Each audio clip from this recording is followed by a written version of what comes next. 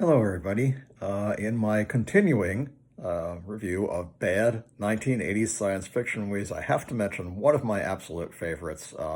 Movie that's actually not bad. It actually has an 87% approval rating on Rotten Tomatoes, and that's Trancers, starring Tim Thomerson and Helen Hunt. A great movie. It's basically sort of a Terminator ripoff, but not quite. It's a story about it takes place in the 23rd century, and the revolves around the adventures of a retired quote unquote police trooper named Jack Death, and that's Deth, not Death, who spends his off hours excavating. He lives in a town called Angel City, which is the ruins of Los Angeles after a massive earthquake. And he spends his time excavating things in quote unquote Lost Angeles, which is kind of funny. And all he finds are things like hubcaps and, rotten old boots. But every once in a while he finds something interesting.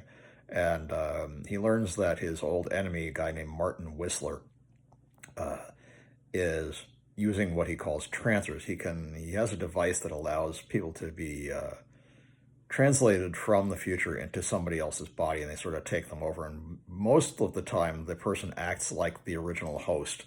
But when they're discovered, they turn into these sort of zombie-like savage creatures that attack everybody and destroy things. And Jack Death has a special bracelet that allows him to detect trancers, and he has a special gun that can kill them. When he finds one in a diner in Angel City, he realizes that Whistler's on the move again, and before he can catch him, Whistler transports himself back in time by the use of a drug, and takes over one of his ancestors, who was a policeman in 1984 Los Angeles. And now he has to stop him.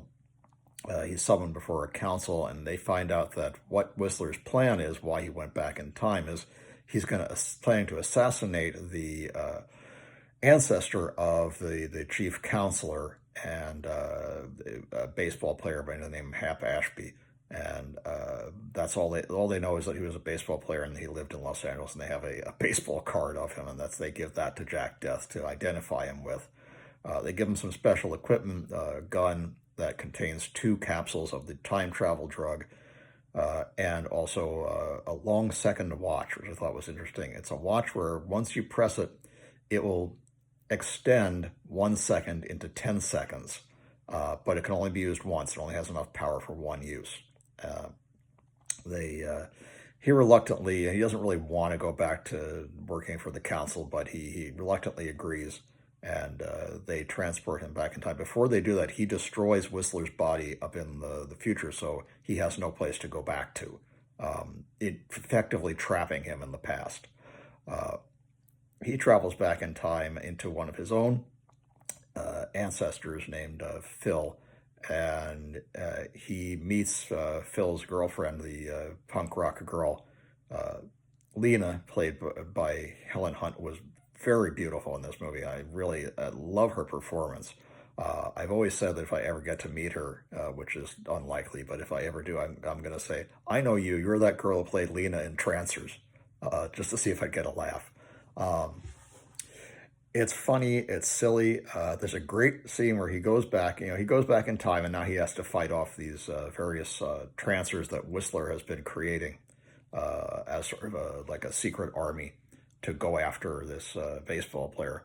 And the scene where he uses the long second watch is pretty ingenious. He's in a gun battle with Whistler, and who's now Lieutenant Weisling, and is a policeman, and several of his cronies, and they fire, and one of the bullets is heading towards, if it's not stopped, it'll kill Lena. And he uses the long second watch and moves her out of the way. And then he himself moves out of the way and punches one of the guys. And I think he replaces Lena with one of Whistler's men, so the bullets hit him and kill him when the seconds return to normal. And then, Whistler leaves. He's, chased away. There are a couple of weird things. A guy tries to trap Jack Death in a tanning booth, which I think is a nod to a scene in a Raymond Chandler movie. I think it was from The Lady in the Lake. At least the character's name. The character's name is Chris Lavery, and Chris Lavery is a character in The Lady in the Lake. There are a lot of jokes like that. There are a lot of Chandler jokes. There's some funny stuff. They're in Lena's apartment and hiding out, and he's watching TV, and he says, he's watching Peter Gunn. He says, "What the hell kind of name is Peter Gunn?" And Lena says, "What the hell kind of name is Jack Death?"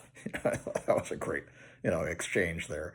And eventually, he's manages to track down Hap Ashby and protect him, and he kills off all of the Trancers except Whistler, and now he's in a strange situation. He's one of the vials of the return drugs breaks in a struggle with Whistler, so now he's only got one, and that means only one person can return to the future.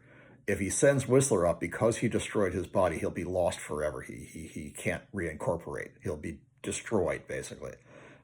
If he goes, then he's back to where he belongs. But now this Whistler is trapped in the past, and he doesn't like the idea of leaving Whistler alive. So he elects to stay in the past with Lena, and he injects Whistler with the drug and sends him up and kills him.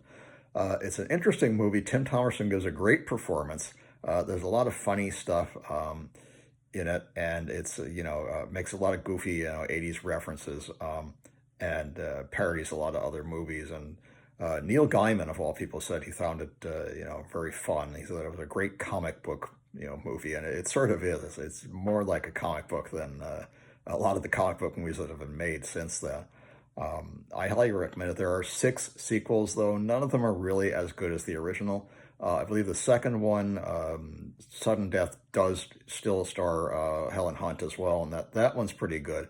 The rest of them are kind of crappy. There's a really wild one where it's more of a fantasy movie than science fiction, where he ends up in like medieval times, and that's kind of interesting. I don't know that I can really recommend any of the sequels, but I do recommend Trancers. It's great, and you should watch it.